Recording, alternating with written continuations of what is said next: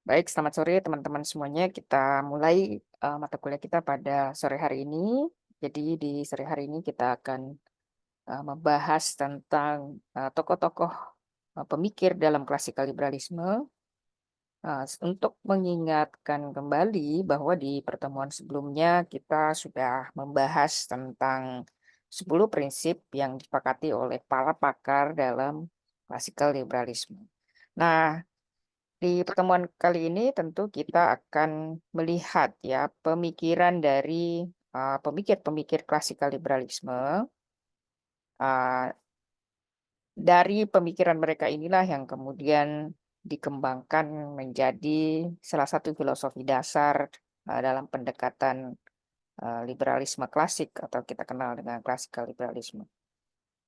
Teman-teman, secara mendasar sebenarnya kalau kita bicara tentang classical liberalism, kita berbicara eh, sangat erat kaitannya dengan ide-ide dari pemikiran John Locke.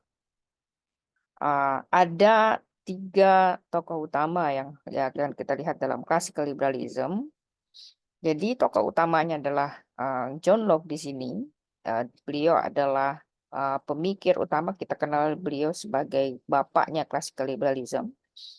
Pemikirannya John Locke itu banyak dipengaruhi oleh pemikirannya Thomas Hobbes.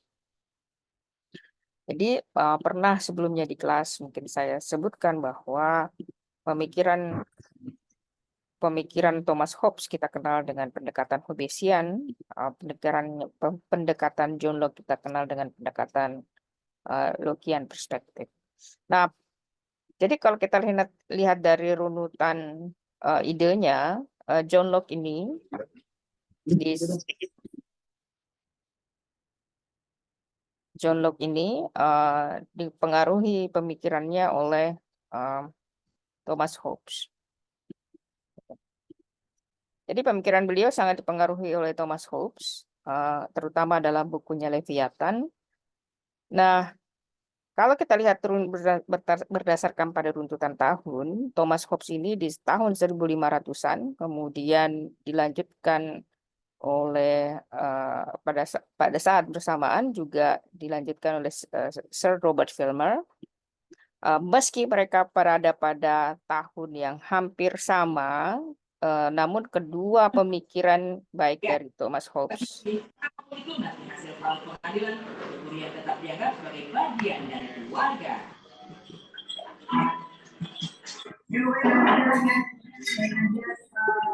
Saya boleh minta tolong yang Nindya mematikan mikrofonnya. Tolong ya semua yang masuk di kelas tolong dimatikan mikrofonnya agar tidak mengganggu jalannya kelas kita. Baik. Saya lanjutkan, meskipun mereka berada pada tahun yang sama, kita lihat ya, mereka pada sekitaran tahun yang sama, 1588, kemudian Robert Filmer juga pada 1588 sampai 1653. So technically we are the same year. So but ada perbedaan signifikan antara pemikiran Thomas Hobbes dengan Robert Filmer. Jadi inti pemikiran dari John Locke ini kalau kita lihat beliau itu sangat dipengaruhi oleh pemikirannya Thomas Hobbes, tetapi at the same time juga karya-karya beliau terutama di Treatise of Government, Treatise of Government itu sebenarnya mengkritik pemikiran dari Sir Robert Filmer. Jadi isi dari buku ini sebenarnya sangat mengkritik atau ditujukan untuk mengkritik pemikiran dari Sir Robert Filmer. Jadi kalau kita bicara tentang classical liberalism, particularly 1500-an, 1600-an, sampai kemudian 1700-an, karena 1700-an itu sudah mulai pemikir classical liberalism yang versi sudah akan berpindah ke liberalism itu, kayak misalnya Adam Smith. Jadi kalau kita bicara tentang the old thinkers, kita bicara tentang Thomas Hobbes, kemudian John Locke.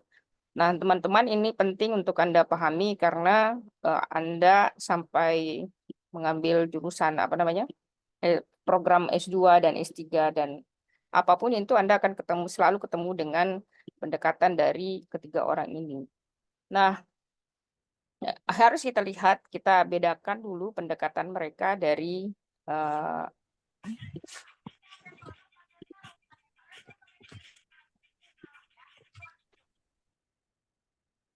Jadi harus kita bedakan dulu bahwa ketiga orang ini itu memiliki pendekatan yang cukup berbeda ya. Pertama adalah kita lihat pelajari dulu pendekatan dari Thomas Hobbes. Nah, Thomas Hobbes atau kita kenal dengan Hobbesian Perspective menulis buku yang judulnya Leviathan. Sementara kalau kita lihat dari Robert Filmer, dia menulis buku yang judulnya adalah Patriarka. Jadi Patriarka or the Natural Power of the Kings. Nah, Thomas Hobbes ini tidak sepakat dengan pemikirannya Robert Filmer. Dan tulisan Robert Filmer ini sebenarnya ditujukan untuk mengcounter tulisan dari Thomas Hobbes. Nah, Thomas Hobbes ini dia menulis buku itu sebenarnya usianya udah agak tua ya, di atas 60, 50 kalau nggak salah 50 ke atas dia baru kemudian menulis buku. Nah, untuk mengcounter pemikirannya patriarka dari Robert Filmer, John Locke kemudian menulis buku yang disebut dengan Two Treatises of Government. Jadi di zaman dahulu itu ketika orang culture akademiknya itu adalah ketika dia tidak sepakat dengan salah satu pemikiran orang lain, maka yang dilakukan adalah dia harus menulis buku untuk membuktikan bahwa pemikiran mereka itu salah. Nah, pertama mari kita lihat dari pendekatannya Thomas Hobbes, karena pendekatannya Thomas Hobbes ini banyak diadopsi oleh banyak pemikiran di luar sana dalam perspektif akademisi. Kemudian pemikirannya John Locke mempengaruhi banyaknya konstruksi demokrasi modern, terutama seperti misalnya pembentukan konstitusi di Amerika Serikat itu banyak dipengaruhi oleh pendekatannya John Locke. Nah, kita lihat dulu main idea dari pendekatannya Thomas Hobbes. Nah, Thomas Hobbes ini memperkenalkan ide yang disebut dengan the social contract of government. Jadi harus ada kontrak antara masyarakat dengan pemerintah. Nah, social contract ini kemudian nanti di dalam bukunya John Locke juga diadopsi. Jadi John Locke ini mendukung pemikirannya Thomas Hobbes tentang social contract. Kemudian Thomas Hobbes ini memperkenalkan the state of nature. Jadi dia sebenarnya dalam bukunya itu dia menggambarkan bagaimana masyarakat itu ketika dia tidak memiliki struktur pemerintahan dan tidak ada orang yang berkuasa. Dia gambarkan dalam kata-kata bahwa ketika satu negara itu tidak ada masyarakat itu tidak ada negara, tidak ada pemerintahan, maka dia menggambarkan dalam kondisi yang solitary, poor, nasty, brutish, and short. Ya. Kemudian the reasons why dia menggambarkan suatu negara itu harus ada pemerintahan, harus ada yang berkuasa, karena dia melihat bahwa complexity of human nature. Jadi melihat perspektif dari complexity of human nature. Jadi manusia itu memiliki kompleksitasnya sendiri. Dia melihat bahwa manusia itu sebagai animal being atau memiliki karakter-karakter yang membutuhkan keteraturan atau membutuhkan kekuasaan yang bisa mengatur mereka. Oleh karena itu, dia juga berpendapat bahwa the necessity of central government and origin of political authority. Dia melihat bahwa sangat penting ada pemerintahan yang terpusat, juga ada otoritas yang terpusat. Nah, oleh karena itu, di dalam bukunya Leviathan, dia memperkenalkan teori yang kita kenal dengan state of nature, a primal condition. Jadi dia memperkenalkan kondisi alamiah masyarakat ketika tidak ada pemerintahan. Jadi human being atau manusia are driven by natural inclination. Jadi manusia itu dia dimotivasi oleh kepentingan atau hal-hal yang akan menguntungkan dirinya sendiri. Jika dengan demikian, maka setiap orang akan berusaha untuk membuat dirinya itu menjadi pemenang, dalam artian bahwa anything that basically benefit for them, mereka akan melakukan hal tersebut. Nah, seperti misalnya mereka akan merampas punyanya orang, mereka akan mereka akan berbohong, mereka akan memanipulasi, dan akan cenderung melakukan tindakan-tindakan kejahatan yang eventually akan menguntungkan mereka. Nah, dalam kondisi tersebut, ketika semua orang berusaha untuk mendapatkan yang terbaik buat diri mereka sendiri, dalam artian mendapatkan itu tanpa adanya regulatory of law ya, tanpa adanya hukum yang bisa mengatur mereka, maka kondisi masyarakat itu akan modelnya seperti solitary, poor, nasty, brutish, dan short. Dia kondisi masyarakat itu akan sangat menyedihkan, ya, kejam, brutal, dan tidak akan berlangsung lama. Kemudian yang kedua, dia memperkenalkan teori the state of war atau kondisi di mana suatu negara itu akan selalu berada kondisi konflik dan insecurity, atau dia tidak merasa nyaman, ya. Kenapa mereka selalu berkonflik? Karena dia tahu bahwa dalam kondisi masyarakat itu modelnya adalah survival. Dalam artian karena manusia itu memiliki kecenderungan untuk memproteksi dirinya, mengambil keuntungan sebesar-besarnya untuk dirinya sendiri, dan dia adalah animal being, maka orang lain juga akan melakukan hal yang sama. Ketika dua orang atau lebih dari dua orang ini menginginkan hal yang sama, tentu juga akan terjadi konflik. Dan setiap orang, makanya di dalam hubungan internasional itu, kita kenal dengan security dilemma. Dalam artian seperti ini, security dilemma itu adalah ketika kita misalnya Indonesia sadar bahwa kita negara besar, maka kita harus meningkatkan misalnya kekuatan militer kita. At the same time kita meningkatkan kualitas militer kita. At the same time juga negara-negara yang ada di sekitar kita itu akan menganggap kita sebagai ancaman. Sehingga semakin tinggi kemampuan militer kita, semakin waspada orang-orang atau negara-negara yang di sekitar kita itu terhadap kita. Sehingga kita at the same time kita semakin kuat, at the same time kita orang lain juga akan memperkuat kekuatan militer mereka. Itu kita kenal dalam pendekatan realisme yang kita kenal dengan security dilemma.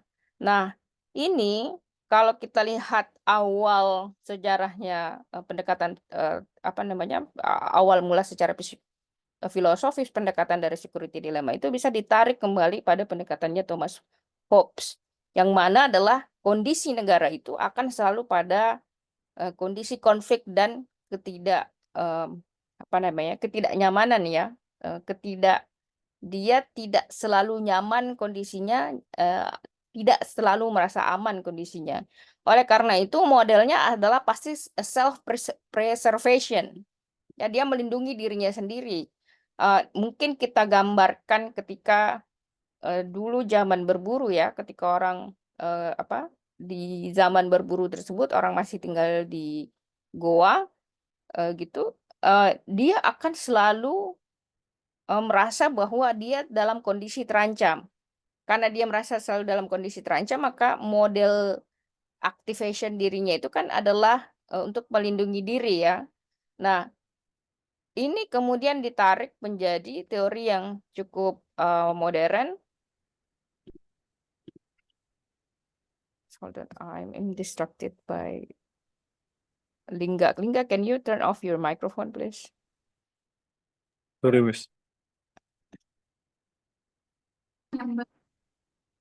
Jadi malahnya Oke. Sampai di mana tadi saya jadi lupa. So, anyways, jadi mereka akan berusaha to secure their interest on expense of others. Jadi dalam inti the state of war ini mereka akan selalu mengamankan kepentingan mereka, mengamankan sesuai dengan keinginan mereka at the secure their own interest at the expense of others, dan itu akan mengorbankan orang lain. Jadi the state of war itu kalau kita lihat dalam pendekatannya Hobbesian perspektif, itu masyarakat itu akan selalu dalam kondisi konflik dan tidak aman gitu. Kenapa? Karena setiap orang berusaha untuk surviving, setiap orang berusaha untuk mengamankan dirinya sendiri. Karena dia mengamankan dirinya sendiri, di dalam kondisi tersebut dia akan ada orang yang memiliki grit keserakahan yang jauh lebih besar sehingga dia mampu mengorbankan orang lain.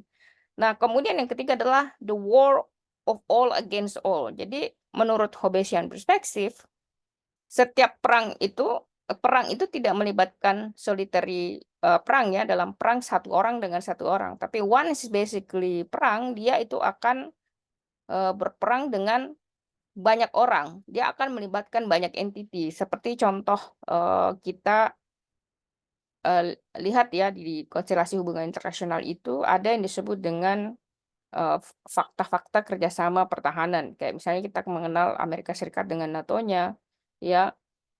Kemudian kita lihat fakta pertahanan misalnya Rusia, Cina, Korea Utara. Jadi akan selalu ada geng-geng di dalam hubungan internasional.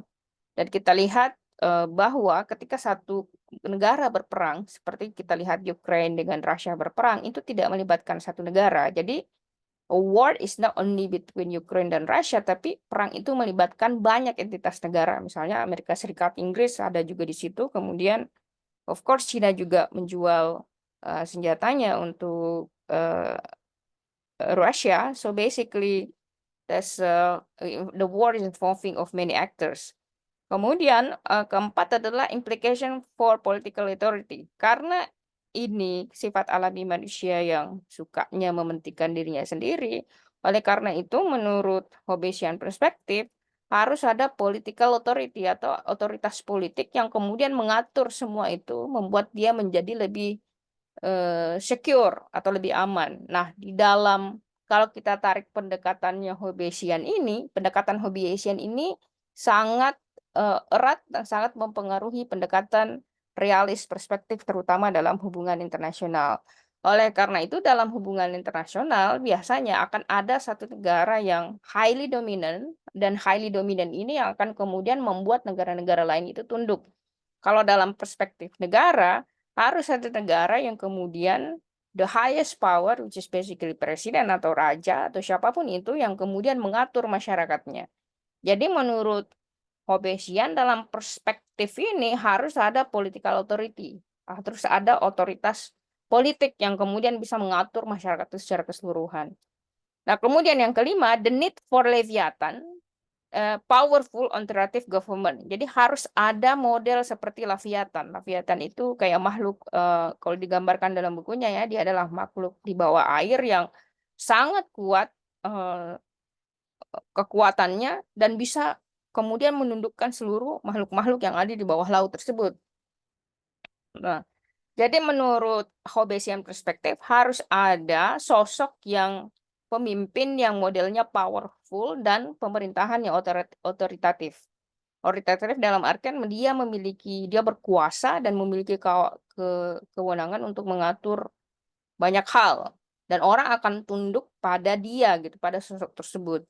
Kemudian yang keenam, menurut pendekatan dari Hobbesian perspektif, masyarakat itu harus modelnya obedience. Dia harus tunduk kepada pemerintah.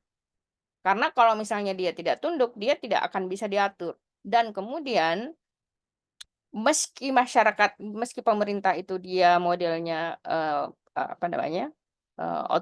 Otoritatif ya, dia powerful, tapi at the same time harus ada social contract atau kesepakatan antara masyarakat dengan pemerintah di mana masyarakat itu dia tunduk bisa diatur oleh pemerintah tetapi sesuai dengan kesepakatan. Jadi at the same time masyarakatnya dia obedience tetapi obedience-nya itu sesuai dengan kesepakatan yang telah dibuat masyarakat dengan pemerintah. Nah, modelnya seperti itu. Kemudian terakhir adalah legacy and influence.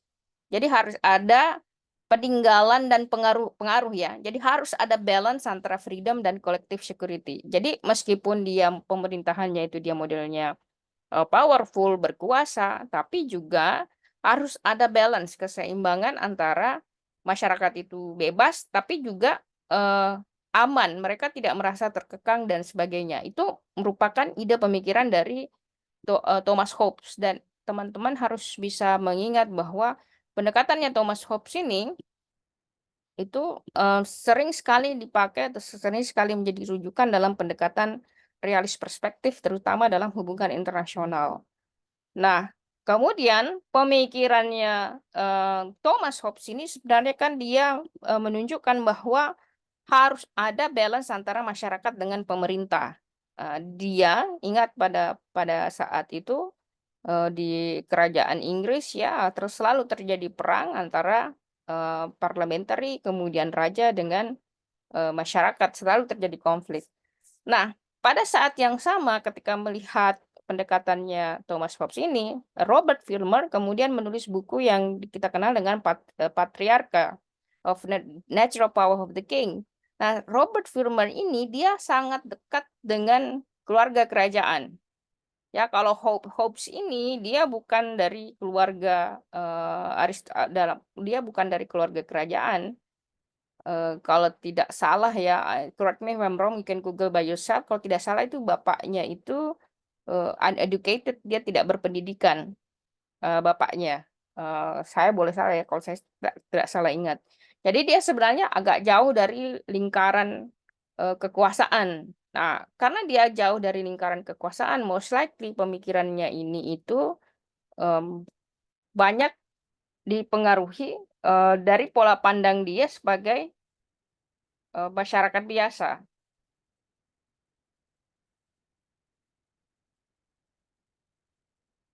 Nah, sorry.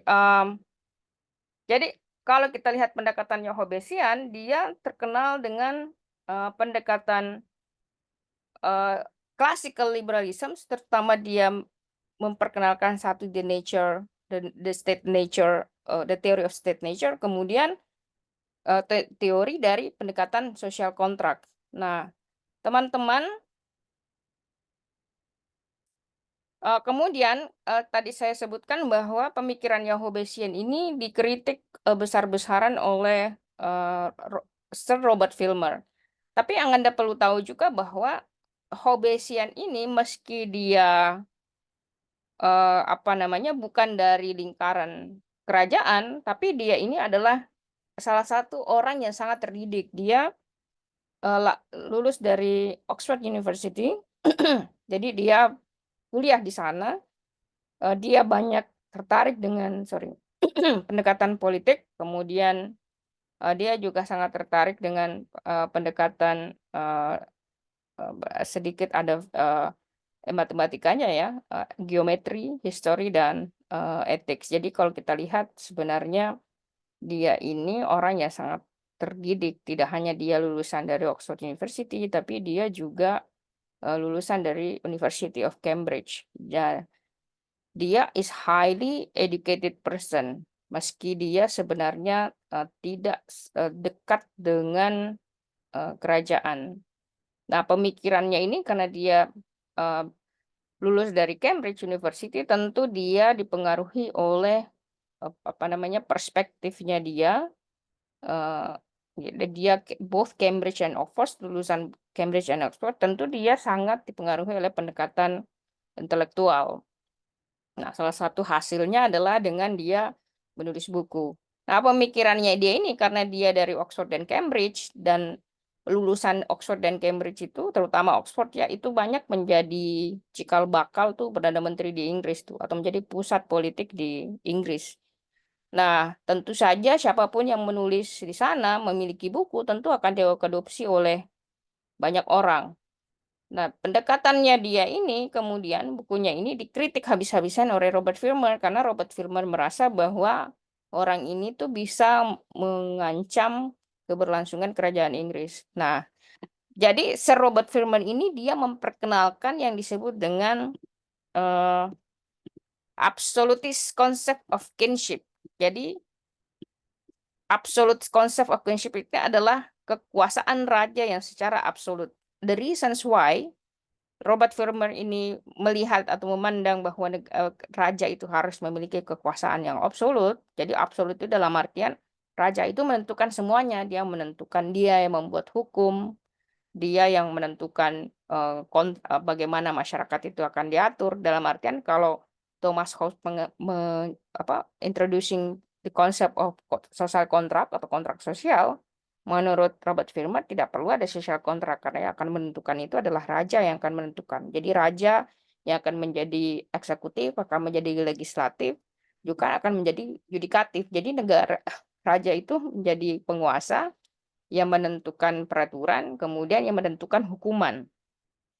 Nah, kemudian kenapa Robert Filmer ini berpikir bahwa harus ada model absolutist concept of kinship? Karena dia merasa, dia berpikir dalam bukunya itu bahwa raja itu adalah orang yang dipilih oleh Tuhan. Jadi Tuhan memberikan ada hak kewenangan yang diberikan Tuhan kepada raja tersebut. Jadi raja ini merupakan sebenarnya representatif dari Tuhan.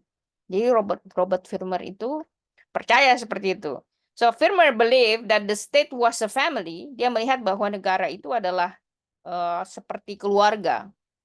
that the first king was the father. Jadi raja itu adalah bapak, and that submission to patriarchal authority was the key to political obligation. Dia melihat bahwa model patriarchal authority, model kekuasaan, terutama yang digawangi atau dipimpin oleh laki-laki dan terpusat pada raja, itu adalah model pemerintahan yang paling bagus karena itu akan membuat semua orang itu patuh pada pemerintah. Jadi sebenarnya ada kesamaan antara Robert Furman dengan Hobbesian perspektif. Apa kesamaannya? Terlihat dari submission to submission ini sama dengan obedience. Dia submissive, dia tunduk. Kalau sini juga tunduk. Tapi kalau submissive itu artinya ada perbedaan konsep ya. Kalau submissive itu artinya tunduk tanpa ada lagi kemampuan apapun untuk memprotes. Itu submissive. Tapi kalau dia obedience, dia patuh, tapi dengan prasyarat. Saya akan patuh, tetapi dengan syarat ini ya. Nah, itu yang Anda harus bedakan. Kemudian kita lihat sekarang pemikiran dari John Locke. Nah, John Locke melihat bahwa kalau pemikiran, saya ingin mengingatkan kembali bahwa John Locke ini, alasan utama John Locke itu menulis buku Two Treatises of Government karena dia mengkritik sangat besar terhadap ide-ide dari Robert Filmer. Jadi Robert Filmer ini merasa bahwa tadi ya raja itu adalah orang yang memiliki otoritas yang diberikan oleh Tuhan.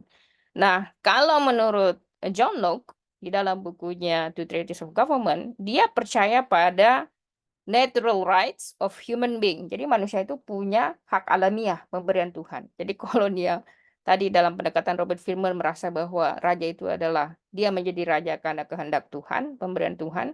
Nah, at the same time, John Locke berpendapat bahwa manusia itu punya hak alamiah.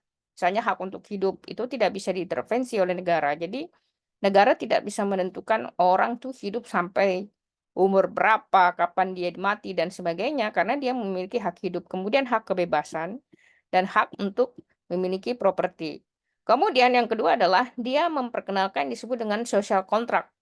Jadi ada kesamaan pendekatan antara yang diadopsi dari pendekatan Thomas Hobbes, which is basically social contract, dalam pendekatannya John Locke, which is basically also social contract. Nah, di dalam pendekatannya John Locke, dia menantang tentang idea challenge of monarchy dictated the law of the citizen. Jadi dia men-challenge sebenarnya pendekatan dari Robert Firman yang mengatakan bahwa negara itu yang akan menentukan seluruh peraturan bagi masyarakatnya. Jadi dia menjadi res politika yang menjadi satu gitu. Nah, salah satu yang dia berikan solusi kepada di dalam bukunya itu adalah untuk adanya kesepakatan atau kontrak sosial antara negara dengan pemerintah. Nah, teman-teman mungkin berpikir bahwa untuk apa kita pelajari klasikal liberalisme, mulai dari Hobbesian perspektif sampai kemudian John Locke, kemudian pemikirannya dari Robert Firmer, karena kita perlu memahami bersama kalau tidak ada cikal bakal pemikiran ini, kita tidak akan pernah melihat yang disebut dengan kebebasan berbicara, kebebasan menulis di sosial media. Itu adalah cikal bakal dari seluruh pemikiran-pemikiran mereka yang kemudian diadopsi secara masif, secara global. Kemudian mulailah muncul yang disebut dengan ide demokrasi, ide pemilu, ide hak-hak kita untuk bisa memiliki tanah, hak kita untuk memiliki properti, hak kita untuk menentukan pekerjaan kita, sekolah, dan sebagainya.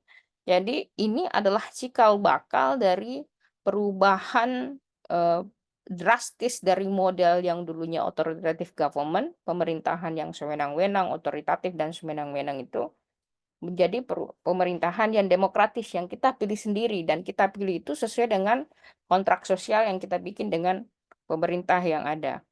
Nah, teman-teman, berikutnya kita lihat lebih detail dari pendekatan pemikir-pemikir tersebut ya. Nah, sekarang kita lihat dari pendekatannya John Locke lebih detail. Nah, kalau kita lihat John Locke ini, dia lahir di Wrington ya. Itu sekitar hampir 3 jam lah kalau kita lihat dari London. Jadi dia lahir di sini. Kalau kita lihat ya, dia jaraknya dari London itu sekitar 3 jam. Dan dia kuliah di Oxford. Jadi dia sebenarnya kalau kita lihat biasanya satu alumni itu punya pemikiran yang agak mirip ya. Maka kita lihat tuh pemikirannya John Locke dengan Hobbesian perspektif itu sebenarnya ada kemiripan meskipun tidak sama secara keseluruhan. Kalau secara ide yang mungkin agak berbeda dari mereka itu, kalau John Locke itu dia lebih kepada pendekatan bahwa manusia itu ketika lahir dia tidak memiliki pengalaman. Oleh karena itu dia tidak memiliki pengetahuan ya. Nanti kita akan lihat penjelasannya jauh lebih detail.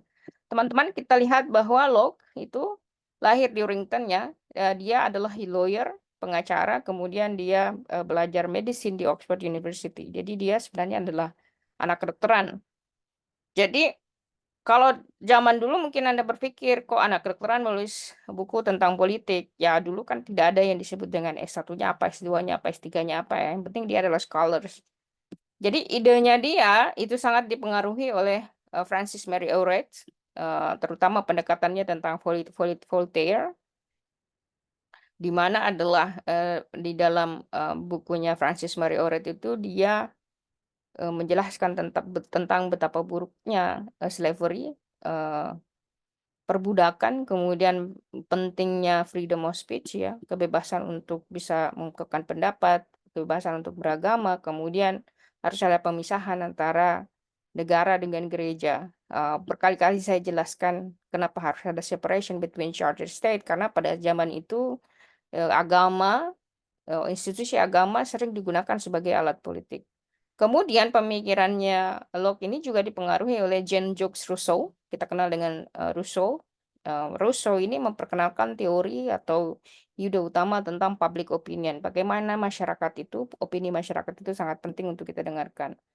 Nah, ide utama dari pemikiran Locke itu didasarkan pada pemikiran bahwa masyarakat, pemerintah should protecting life. Jadi pemerintah harus melindungi kehidupan, kebebasan, dan properti. Jadi sebenarnya ada 3 ide mendasar dari Locke ini ya. Kita lihat pemerintah memiliki kewajiban untuk menjaga kehidupan, nyawa seseorang, protecting life, kemudian liberty, kebebasannya, dan juga haknya untuk memiliki properti. However, in doing so, the power of the state should be limited. Jadi ketika melakukan hal tersebut, kekuasaan negara harus bisa dibatasi. Ini kalau Anda lihat, ini sudah masuk pada bagian dari 10 prinsip yang disepakati oleh pakar classical liberalism. Nah, John Locke juga memperkenalkan ide yang kita kenal dengan pendekatan egalitarianism. Nah, egalitarianism itu melihat bahwa semua orang itu dalam posisinya dia sebenarnya adalah sama, equal. Jadi tidak boleh kita membeda-bedakan orang, misalnya harkat dan martabatnya jauh lebih tinggi karena misalnya dia lebih kaya atau dia pejabat dan sebagainya. Nah, dia adalah bapak atau pendiri dari modern liberal. Jadi pemikiran-pemikiran liberal. Locke juga memperkenalkan teori yang dikenal dengan natural law, ya, hukum alam, kemudian social contract, toleransi beragama, dan juga the right to revolution that prove essential to both American Revolution and the US Constitution that follow.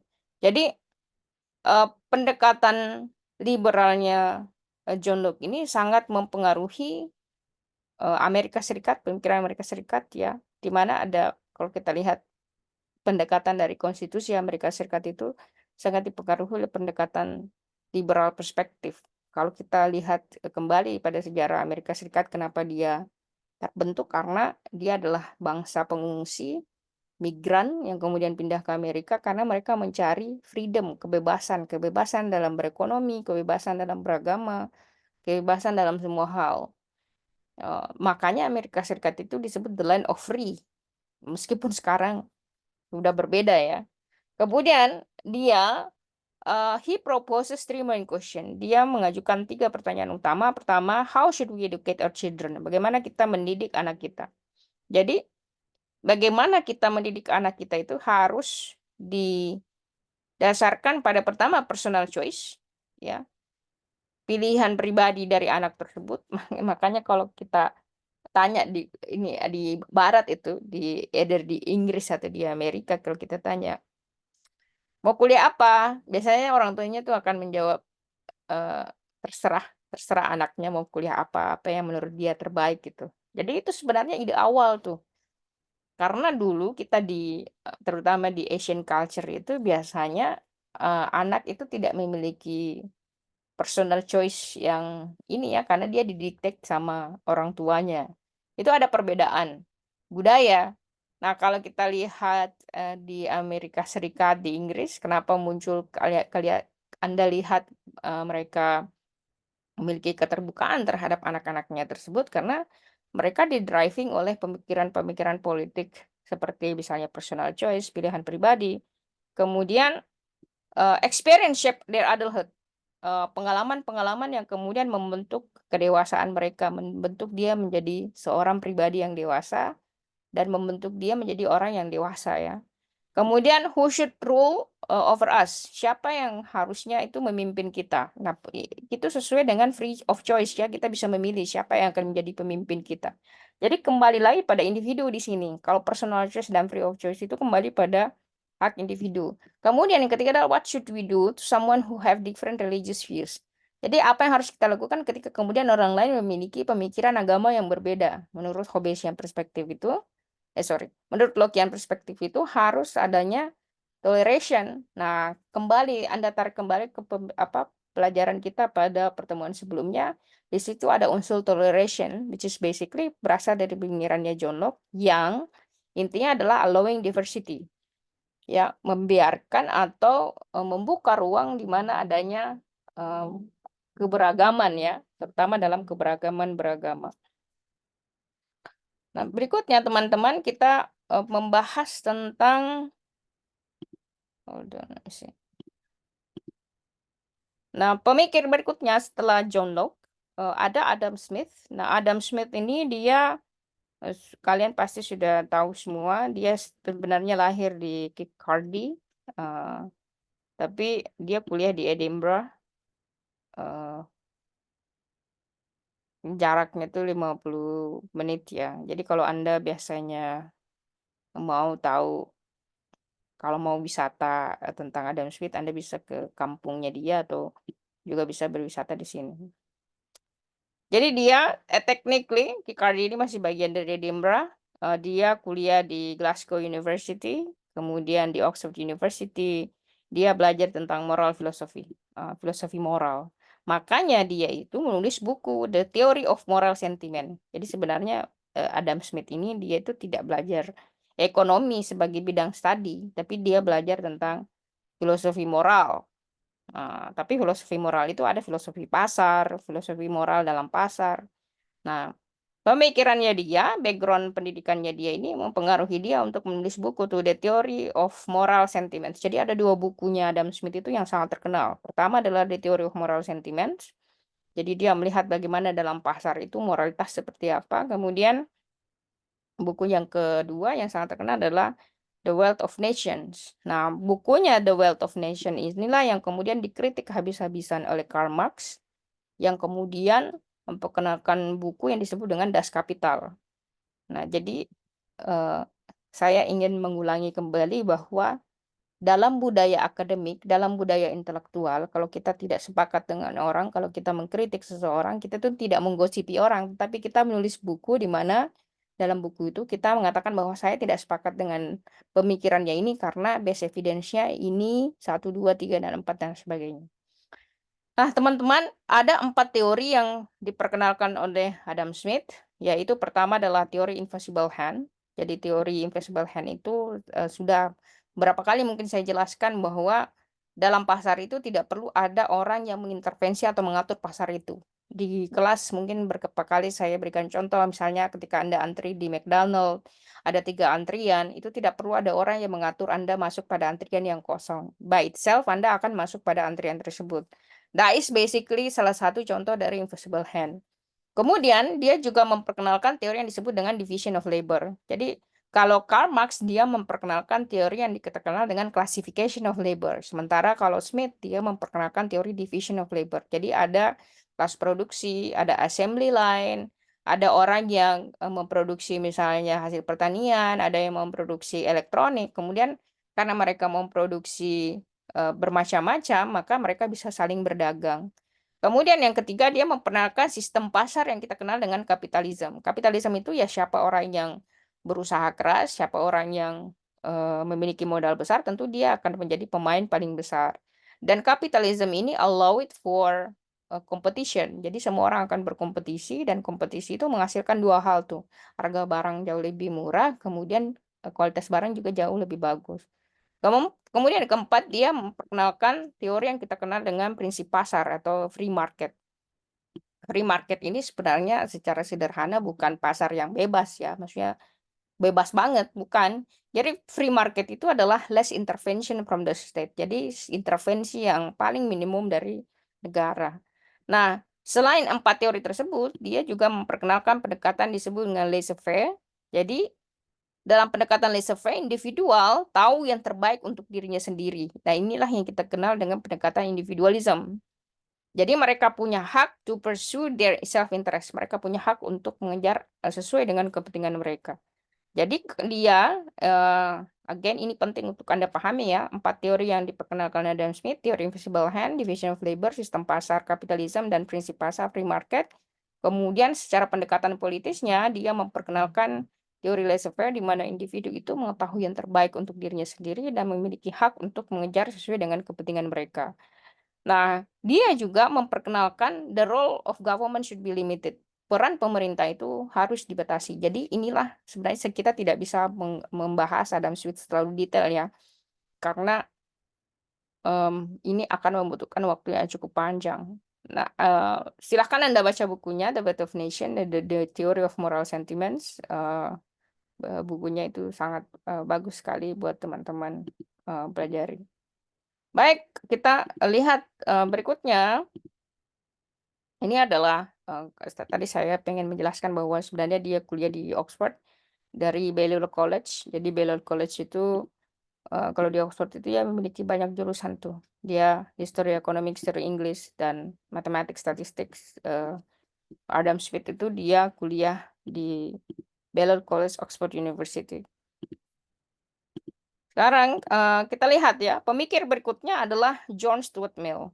Nah, John Stuart Mill ini, jadi lihat ya betapa kita dari tadi itu menjelaskan perubahan sejarah tuh mulai dari 1500-an, 1600-an ya. Jadi 1500-an itu didominasi oleh Hobbesian perspective dan Robert Filmer, kemudian 1600-an John Locke, kemudian dari 1700-an ada Adam Smith, dan kemudian 1800-an ada John Stuart Mill. Jadi ini ada perubahan ide mulai dari Hobbesian perspektif, kemudian Robert Filmer, kemudian masuk kepada John Locke, kemudian John Locke masuk ke Adam Smith masuk kepada John Stuart Mill. Nah, John Stuart Mill itu di tahun 1800-an sampai dengan 1806 sampai dengan 1873 itu menulis buku, judulnya yang paling terkenal itu On Liberty, kemudian Utilitarianism. Ini ada ism ya, utilitarianism ini berarti dia perspektif politik. Beliau dari London, beliau lahir di sini, dan dia kuliahnya itu di London juga. Nah, dia kuliah di College University of London, dan juga merupakan dia ini pejabat sebenarnya. Dia salah satu anggota parlemen dari City of Westminster. Nah, dia memperkenalkan ide liberalism, which is basically consist of 5 ide utama. Pertama, ada ide yang kita kenal dengan freedom of individualism. Jadi kebebasan dari individu itu sendiri. Nah, kemudian freedom should be protected. Kebebasan itu harus diprotected. Siapa yang memproteksi itu adalah negara. Kemudian ketiga, government should protect the laborers. Pemerintah harus memproteksi pekerja. Kenapa pemerintah harus memproteksi pekerja? Karena pekerja itu dia bekerja di bawah pengusaha. Pengusaha itu punya modal. Dan ketika kemudian pekerja itu tidak memiliki akses kekuasaan, tidak memiliki akses kepada modal, karena dia akan menjadi orang yang vulnerable atau mudah untuk ditekan, mudah untuk dipengaruhi dan sebagainya. Oleh karena itu, supaya pengusaha ini tidak sewenang-wenang, maka pemerintah harus memproteksi labor tersebut ya, buruh tersebut. Kemudian keempat, dia memperkenalkan teori freedom, kebebasan itu harus orang bisa bebas, tapi should only be limited, hanya bisa dibatasi karena adanya hak orang lain. Jadi orang boleh sebebas-bebasnya, tapi kebebasan Anda itu dibatasi oleh kebebasan orang lain atau hak orang lain. Jadi kebebasan Anda hanya boleh dibatasi, kalau kita bisa mempersepsikannya juga adalah kebebasan Anda boleh dibatasi, hanya boleh dibatasi karena adanya kebebasan orang lain. Kemudian kelima, dia memperkenalkan yang kita kenal dengan teori utilitarian perspektif. Nah, kalau utilitarian perspektif itu secara sederhana sebenarnya kita bisa memahami bahwa you cannot make everybody happy. Jadi Anda itu tidak bisa menyenangkan semua orang. Pasti ada orang yang dikorbankan. Yang penting dalam kebijakan tersebut, jadi kebijakan itu, esensi dari kebijakan itu, terutama kebijakan publik, harus bisa menguntungkan banyak orang dan kalau ada orang yang dirugikan dari kebijakan tersebut harus bisa diminimalisir sedikit mungkin ya. Nah, idenya dia itu sangat dekat dengan pertama pendekatan empiricism. Nah, empiricism ini sebenarnya sederhana kita pahami bahwa empiricism itu adalah ilmu pengetahuan yang didapat dari pengalaman. Nah, itu empiricism. Nah, dia melihat ini, John Stuart Mill ini agak mirip pendekatannya dengan John Locke.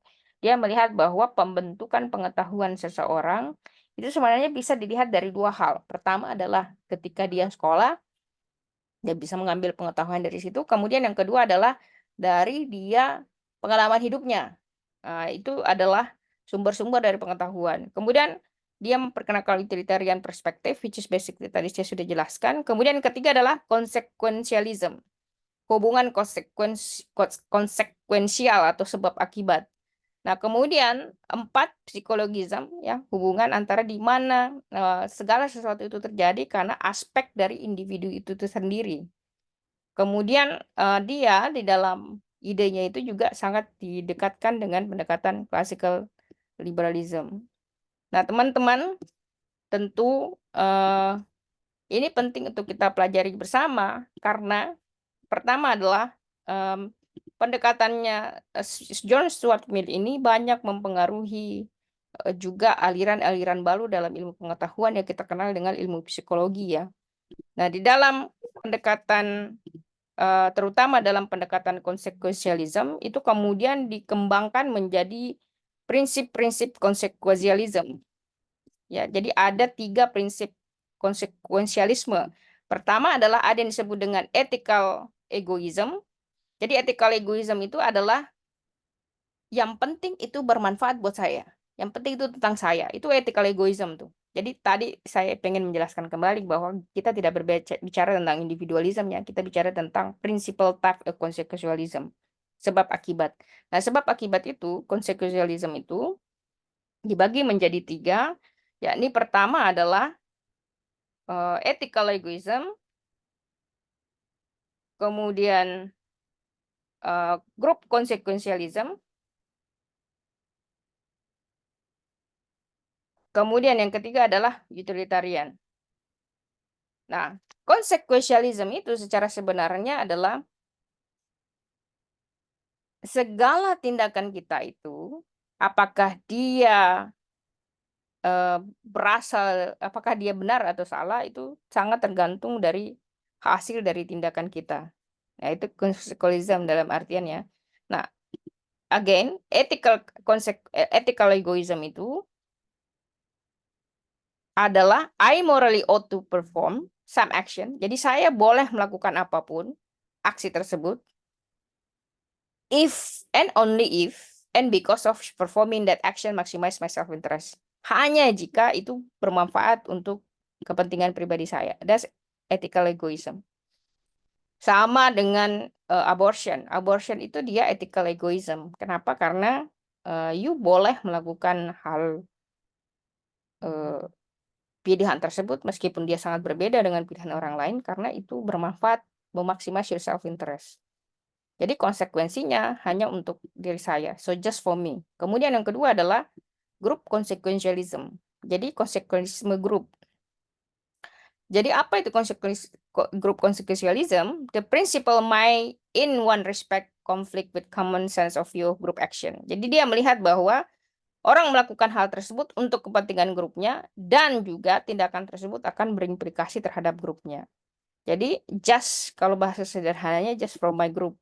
Nah, Anda ini kalau kita lihat consequences dampaknya just for my group, nation, fellow believer dan sebagainya ya.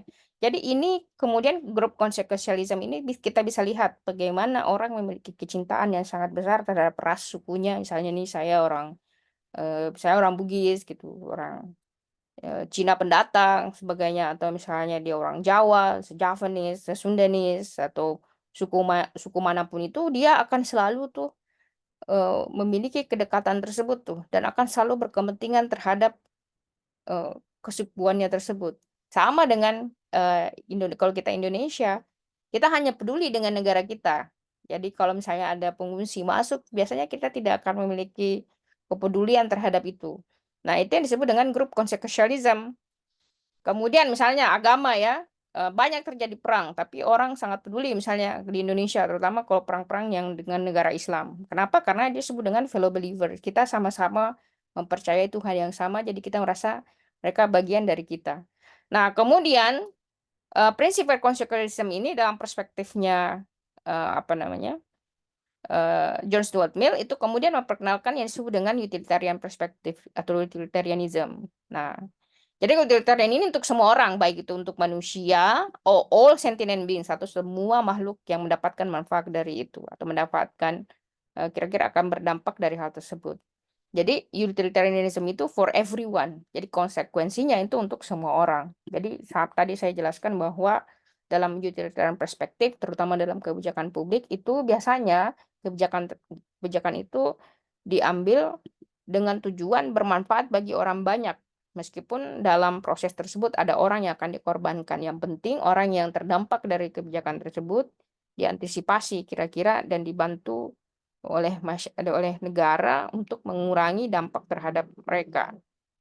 Sama seperti contohnya misalnya subsidi energi ya. Kalau subsidi energi dicabut itu tentu saja orang yang akan terdampak adalah orang-orang yang dengan pendapatan yang paling rendah. Nah, apa yang dilakukan pemerintah? Biasanya akan diberikan cash transfer, dikasih uang supaya mereka bisa beli. Sementara orang yang orang kaya itu ya dia harus membayar lebih banyak nanti cross subsidi istilahnya. Baik teman-teman, kita lihat berikutnya adalah, nah apa sih yang akan kita ambil dari pendekatan classical liberalism ini sebagai kesimpulan ya. Kita lihat bahwa classical liberalism itu sangat dipengaruhi oleh era pencerahan ya, atau kita mengenalnya dengan Enlightenment classical liberalism, itu muncul bersamaan dengan munculnya era pencerahan. Jadi kalau kita lihat tuh terjadi perubahan signifikan mulai dari 1500-an, 1600-an, 700-an sampai 800-an di Eropa. Jadi terutama pada abad ke-17 dan 18 itu yang kemudian melahirkan atau mencetuskan the foundation of individual freedom atau kebebasan individu. Kemudian era pencerahan atau pemikir pencerah atau orang yang memberikan pencerahan buat kita seperti John Locke berargumentasi bahwa the state of nature, sifat alamiah suatu negara dan manusia, where basically semua manusia, all men, bebas dan equal. Semua manusia itu bebas prinsipnya dan sama. Therefore, oleh karena itu, possessing inalienable rights, independent of law and any government authority. Oleh karena itu, tidak boleh ada satu negara dan pemerintah pun yang mengambil hak-hak mereka atau mencopot hak-hak mereka. Karena ini merupakan hak alami mereka yang dapatkan dari Tuhan. Kemudian terakhir adalah natural endowment with the right to life. Jadi manusia itu punya hak alamiah seperti hak untuk hidup, hak untuk bebas, hak untuk memiliki properti. Jadi human could legitimate establish only limited government. Untuk mencapai ketiga kebebasan ini, maka peran pemerintah itu harus dibatasi dan whose chief task consisted securing protecting this individual right. Tugas pemerintah itu hanya boleh securing, memastikan dan menjaga kebebasan individu, terutama kebebasan kita untuk memiliki properti atau barang-barang ya, apakah itu tanah, rumah, dan sebagainya. Nah, ini teman-teman, ini akan menutup pelajaran kita tentang classical liberalism. Akan panjang jalan teori yang akan kita pelajari, mulai dari kita sudah membahas tentang pre-classical liberalism, mulai dari merkantilis dan fisiokratisme. Kemudian kita sudah membahas tentang classical liberalism. Di pertemuan berikutnya kita akan belajar tentang liberalisme, modernisme, demokrasi, kemudian akan masuk pada pendekatan neoliberalisme, dan neoliberalisme akan masuk pada post-neoliberalisme, kemudian akan masuk pada pendekatan libertarian perspektif, dan tentu saja dibagi menjadi left-wing libertarian dan right-wing libertarian. Jadi kita masih berada pada posisi ini. Nanti di pendekatan ini tentu ada beberapa turunan teori lagi yang akan kita bahas, yang merupakan kritik dari pendekatan classical liberalism. Baik, teman-teman, apakah ada pertanyaan sampai di sini? Silahkan jika Anda ingin ada pertanyaan. Di pertemuan berikutnya kita akan membahas lebih lanjut tentang pendekatan liberalisme dan neoliberalisme lebih detail. Apakah ada pertanyaan? Silahkan jika ada. Jika tidak ada, maka mata kuliah kita untuk sore hari ini saya cukupkan sampai di sini. Selamat menikmati hari weekend Anda. Terima kasih banyak atas waktunya. Bye everyone. Thank you, Miss. Thank you. Enggak. Thank you, Miss.